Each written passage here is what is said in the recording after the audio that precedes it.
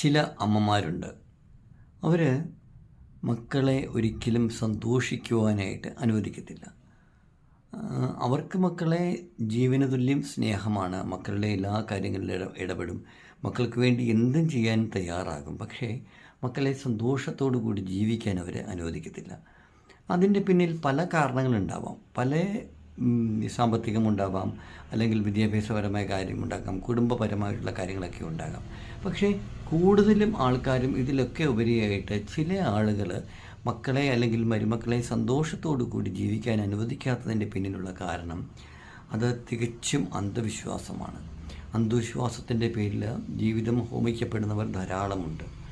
ഇവിടെ സ്മിത എന്ന് പറഞ്ഞ പെൺകുട്ടിയുടെ വീട് കരുനാഗപ്പള്ളിയിലാണ്. എഡ്യൂക്കേറ്റഡാണ്. അത്യാവശ്യം സാമ്പത്തിക സ്ഥിതിയൊക്കെയുള്ള നല്ലൊരു തറവാട്ടിലെ അംഗമാണ് സ്മിത. സ്മിതയെ വിവാഹം കഴിച്ചത് ദിനേശ് എന്ന പേര് ഉള്ള ഒരു IT പ്രൊഫഷനുള്ളയാളാണ്. എഡ്യൂക്കേറ്റഡാണ്. സാമ്പത്തിക സുസ്ഥിരതയൊക്കെ ഉള്ളയാളാണ്. അത്യാവശ്യം പേരും പെരുമയും ഒക്കെ ഉള്ള നമ്മുടെ മാവേലിക്കരയിലെ ഒരു തറവാട്ടിലെ അംഗമാണ് നമ്മളുടെ ദിനേശ്.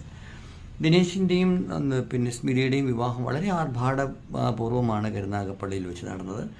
വീട്ടിലേക്ക് വന്ന നമ്മളുടെ സ്മിതയ്ക്ക് പക്ഷേ അന്ന് മുതൽ ദുഃഖം മാത്രമേ ഉണ്ടായിരുന്നുള്ളൂ. കാരണം ഈ ദിനേശിൻ്റെ അമ്മ, ഞാൻ പറഞ്ഞില്ലേ, മക്കളോട് വലിയ സ്നേഹമാണ്. മരുമകളെ ബാക്കി എല്ലാ കാര്യത്തിനും സ്നേഹവും സന്തോഷവുമാണ്. എല്ലാ കാര്യങ്ങളും വളരെ കെയറിങ് ആണ്. എല്ലാം ശരിയാണ്. പക്ഷേ ഒരു ഭാര്യയ്ക്ക് എപ്പോഴാണ് സന്തോഷത്തോടു കൂടി തൻ്റെ ഭാവി മുന്നോട്ട് കൊണ്ടുപോകാനായിട്ട് സാധിക്കുന്നത് എപ്പോഴാണ് എന്ന് ചോദിച്ചാൽ തീർച്ചയായിട്ടും അവളുടെ ഭർത്താവിൻ്റെ കൂടെ ജീവിക്കുമ്പോഴാണ്.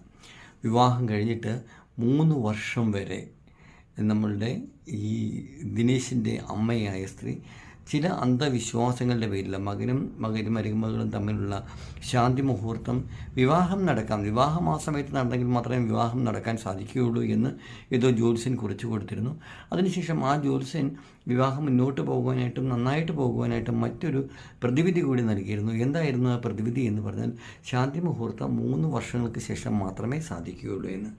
വിദ്യാസമ്പന്നരായിട്ടുള്ള അഭ്യസ്തവിദ്യരായിട്ടുള്ള ഒരു യുവതിയും വിവാഹം കഴിപ്പിച്ച് കൊടുത്തിട്ട് 3 വർഷക്കാലം നിങ്ങൾ സെപ്പറേറ്റ് ആയിട്ട് താമസിക്കണം, ഭാര്യയുടെ കൂടെ ഭർത്താവ് ഉറങ്ങാൻ പാടില്ല എന്ന് അന്ധവിശ്വാസത്തിൻ്റെ പേരിൽ അമ്മായിയമ്മ അല്ലെങ്കിൽ അമ്മ പറയുന്നത് മകന് കേട്ടേ മതിയാകുകയായിരുന്നുള്ളൂ. കാരണം മകന് എല്ലാ കാര്യങ്ങളും തൻ്റെ ജീവിതത്തിൻ്റെ ആദ്യ കാലഘട്ടം മുതൽ അമ്മ പറയുന്നതെല്ലാം അക്ഷരം പ്രതി അനുസരിച്ച അമ്മയുടെ പൊന്നോമന പുത്രനാണ് നമ്മളുടെ ദിനേശ്.